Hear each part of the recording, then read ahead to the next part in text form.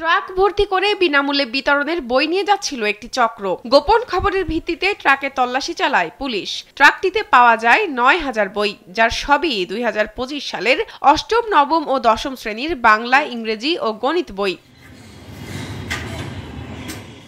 ট্রাকটি শেরপুরের সদর উপজেলার চরমোচারিয়ার ধাতিয়াপাড়া এলাকায় আটক হলেও বইগুলো কুড়িগ্রামের রৌমারী উপজেলা থেকে আনা হয়। এগুলো বিক্রির উদ্দেশ্যে ঢাকায় নিয়ে যাওয়া হচ্ছিল বলেও জানা যায়। রৌমারী বাজারের থেকে মাল উঠাইছি স্কুলে থেকে, ওটার পরে মালের কোনো চালান মালান নাই, ডকুমেন্ট নাই।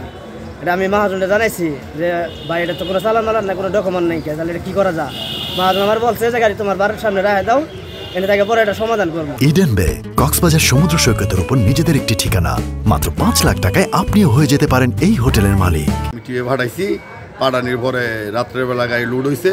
লুড হওয়ার পরে আমার ড্রাইভাররা জানাইছে যে গাড়িটা চালান দেয় নাই। পরে আমি আমার ড্রাইভার সাহেবের বলছি, তুমি গাড়ি নিয়ে যাওয়ার দরকার নাই, তুমি শেরপুরে কোনো জায়গায় তোমার বাসায় বা টার্মিনালে এসে প্লেস করো, প্লেস করে তুমি ঘুমটুম পারো। সকালবেলা পুলিশ প্রশাসন এই সেই আবিজাবি যা কিছুই আছে এটা চালান মালান দেখে তুমি পরে টিভি যাওয়া, এই বলে আমি আমার গাড়ি আটক নিজেই করেছি। এই ঘটনায় কুড়িগ্রামের রৌমারী উপজেলা মাধ্যমিক শিক্ষা অফিসের নৈশ প্রহরী জামাল উদ্দিন ও রৌমারীর এক স্থানীয় ব্যক্তি মাইদুলকে আটক করে পুলিশ। জিজ্ঞাসাবাদের জন্য তাদেরকে থানা হেফাজতে নেওয়া হয়।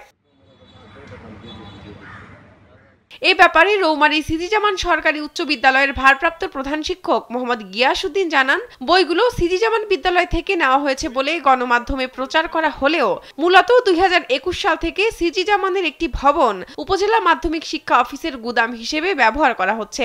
এর সঙ্গে বিদ্যালয়ের কোনো সংশ্লিষ্টতা নেই। মূলত সিজি জামানের একটি ভবনে মাধ্যমিক শিক্ষা অফিস ২০২১ সাল থেকে বইয়ের গোডাউন হিসেবে ব্যবহার করে আসছেন, যার সকল দায় দায়িত্ব মাধ্যমিক শিক্ষা অফিসের। এর সঙ্গে সিজি জামান উচ্চ বিদ্যালয়ের কোনো সংশ্লিষ্টতা নেই। রৌমারী উপজেলা মাধ্যমিক শিক্ষা কর্মকর্তা কামরুল ইসলাম জানান, শেরপুর থানা হেফাজতে বইগুলো রয়েছে।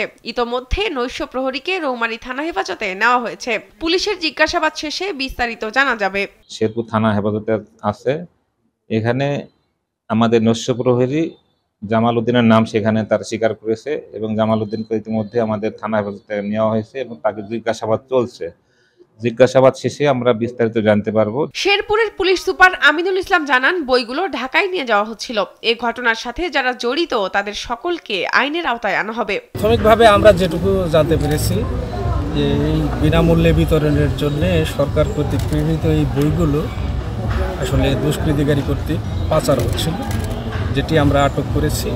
এ সংক্রান্তে আমাদের একজন ব্যক্তিকে আটকও করা হয়েছে। আমরা অনুসন্ধান করছি বিষয়টি নিয়ে যে এই ঘটনার সাথে কারা কারা জড়িত। এই ঘটনায় ক্ষোভ প্রকাশ করেছেন এলাকাবাসী। তারা জানান, বিনামূল্যে বিতরণের বই বিক্রির সাথে যারা জড়িত তাদের সকলকে যেন আইনের আওতায় আনা হয়। শাহনাজ পারভিন, কালবেলা।